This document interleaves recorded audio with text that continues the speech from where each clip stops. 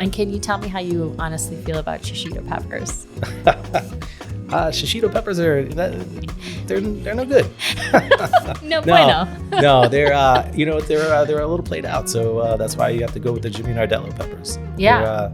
They're just amazing. They're on the menu at Vida and Augustine's, but they're just like shishito peppers times 10. Yeah.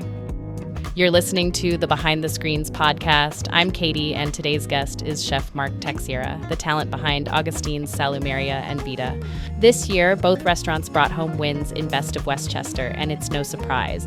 From authentic flavors to bold new ideas, Marc is redefining what dining out in Westchester can be. In this episode, we'll talk about the passion, the creativity, and the vision that make his restaurants stand out. Let's jump in. Hey, Chef Marc. Hi, how are you? I'm good. How are you? I'm doing well, thank you. Congratulations on your double win for Best of Westchester. Thank you. We're excited. I'm excited for you. You have Augustine's, who won Best Homemade Pasta. Mm-hmm. So you have a fabulous lineup, which we'll get to. And then Vida Restaurant in Thornwood, which is your newest spot for Best Spanish. Yes. Yeah, we're super excited for that. I bet you're excited for that. Tell me what it is, what it feels like to be a Best of Westchester winner. It's really an honor more than anything, to be recognized in Westchester as one of the best. And is it something that you have to think over with the team of whether or not you're going to participate, or is it an instant yes to come to the Best of Westchester party? It's an instant yes for me. Yeah. I like the party. Yeah. I like the party. The win is fun, but the party's better, And what did you whip up today?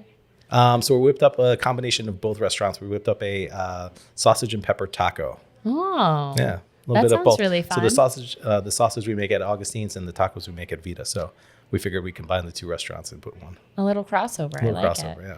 Little Italian-Spanish crossover. That's it. So tell me what's new. What's going on at both locations? So both locations have just gotten a menu change for the summer. And as we're getting into like the height of summer goodness, tomatoes, corn, that kind of thing, we're starting to change the menus. The rooftop at Vida is always, in the summer, it's been a blast. We've had fun. A lot of late nights there, Fridays and Saturdays, just hanging out on the roof deck, partying. And so that's what's coming up now. That rooftop is, first of all, beautiful. The whole restaurant is beautiful. Yes. But that rooftop is just like the summer hotspot. I think so, yeah. It's very unique to Westchester County. It's very unique. It's very chic. It has a little bit of both, couches and table dining, and people just love it. I mean, people just come and they just want to sit outside. Mm-hmm. And I think one of the things I think a lot of people appreciate about you, and probably why you are a Best of Westchester winner, is that you are really dedicated to the best ingredients. And I know you and I have talked about this, so I'm leading you a little bit. But can you tell me a little bit about your Wednesday excursions to the city? Sure. So Wednesday we take an excursion to the Green Market in Union Square. Mm-hmm.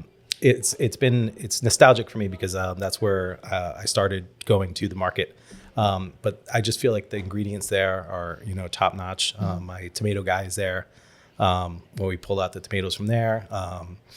So he's just one of the best tomato growers in the region, and we get the tomatoes from there. We get corn, peaches now.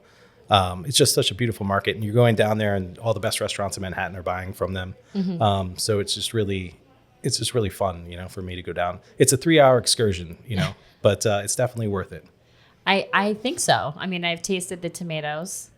You can't beat it. No, you really delicious. Can't beat it. Yeah, they're very good. And I know also, when we talk about Augustine's and winning the best homemade pasta, can you talk to us a little bit about what goes into making the best pasta? So we get flour from Pennsylvania, mm-hmm. and it's milled to order. It's milled in a pre-American, so like pre-1776 mill. It's hydro water propelled, mm-hmm. And it's just like it's just so unique and such good flour, and that's what makes our pasta so unique. It's so interesting to me, like your dedication. Like it is, I mean, because it's a lot, right? I'm sure. Yeah, no, it is. One, in a landscape where the restaurant industry is facing a ton of inflation in terms of pricing, obviously you can't kick all of that down to the diner because then, it's really hard to pull people in when expenses are crazy. Yeah. And you are still remaining committed to these really great ingredients and all the time and effort to, travel back and forth. Yeah. What keeps that going? When people go, wow, this is the best tomato I've ever had, or wow, this is really, unique, or wow, where do you get this stuff?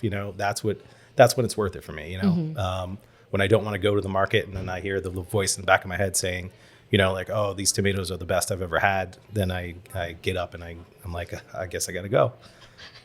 I got to do it. I got to do it. I got to do it for the people. Now I know you have a relationship, if you will, with all of the dishes on your menus, right? I do. Probably a little piece of your soul on each one of them. Can you tell us just a favorite, maybe perhaps on the new summer menus that you've kicked off that you're really excited about and that you feel like if people haven't come or have come, they really need to try? Mm-hmm. So, I mean, Augustine's, the tomato salad, obviously we just talked about. And then the new pasta dish, the cresta di gallo, which is roasted corn, corn puree, black truffle. It's just like a summer hit. Mm-hmm. And then we just put on a beef cheek at Augustine's. Mm-hmm. That's amazing for the summertime. Those are my favorite dishes right now. And at Vida, we have our pan con tomate. We just started our zucchini flowers over there, which is a big hit. And then we have one of the best things on the menu that I think right now is our Iberico pork program that we get from Spain. And then we're just putting on a lamb tasting. A Spanish lamb tasting from Spain as well. So again, just really committed to the sourcing the best in the area. Absolutely, 100%. All right, so I'm going to argue a little bit about Augustine's, the best dish there. I'm going to say it's the mussels. It's the new mussel setup. The new mussel setup, yeah. Everybody loves them. Yeah, everybody loves it. Those garlic scapes, pesto. So yeah, I bought a bunch of garlic scape, and last year I kind of missed the season, before I knew it was done. Mm-hmm. So I bought as much as I could and I made pesto, and it's just such a good mussel accompaniment. Yeah. And can you tell me how you honestly feel about shishito peppers? Shishito peppers they're no good. No bueno. No, they're they're a little played out. So that's why you have to go with the Jimmy Nardello peppers. Yeah.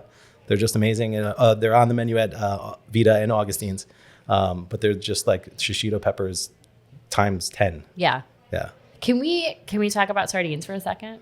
We can, sure. I don't like sardines. No, I didn't know that. You don't like sardines? I don't like sardines, no. Oh my gosh. Okay, so I love sardines. I know you do. I first of all appreciate everything on your menu, but the fact that you have sardines, because I think we are kind of in this landscape now with the restaurant industry where a lot of the fun stuff is disappearing because there's this push for approachability and, kind of being something for everyone. Yeah. So I really appreciate that you have the sardines on the menu, but I did not know you didn't like them. I do. I don't like them, which is interesting. I don't personally like them, but I wanted to put them on because I wanted to sell them. Yeah. And I wanted people, I love challenging things. Yeah. Like our wine program over at Augustine's, we sell orange wine. Yeah. And I think it's something that's fun and unique. And when we were going through the process of opening and putting together the wine list, the vendors would be like, nobody sells this up here. Yeah. You won't be able to do it. And I was like, all right. Challenge accepted. Yeah, exactly. Give me a few bottles. I'm going to do it. And it's going very well. Same thing with the sardines. Yeah. I wanted to sell them. I wanted to see how it would go. And it was slow at first, but now it's one of the best sellers. I love that. Yeah. And what is the key to kind of getting people to kind of step outside of their comfort zone and think a little bit outside the box? So I think at both restaurants, that's what we do. When people are going there and they're expecting that. We're not Augustine's is not your traditional red sauce joint. We take everything and just make it interesting. Mm-hmm. So I think people are more willing to try those kind of things, you know. And then, you know, just the creativity with the dish, I think is good. Now, I know you just set up. The party quite hasn't started yet. Did you get a chance to kind of walk around and see who else was here? I did, yeah. Do you have any people that you're like, oh, got to hit that table afterwards? There were a few. I don't want to name drop and miss anybody. Okay. Then I feel really bad. You're going to protect the relationships. I got to protect the relationships. One of our Remirez buddies are here, Duck Donuts. I saw them. Nice. Yeah, I saw them. Love patting. Yeah. I love that. Yeah. Well, listen, double win again. Congratulations. So grateful to have you here. And thank you for taking a little time to chat. Absolutely. Thank you. Thank you. That wraps up this episode of the Behind the Screens podcast. A big thank you to Chef Marc Taxiera for joining us and giving us a closer look at the creativity, discipline, and passion that go into the work long before it ever hits the plate. We loved the conversation and the perspective you shared. Thanks for tuning in, and we'll see you next time.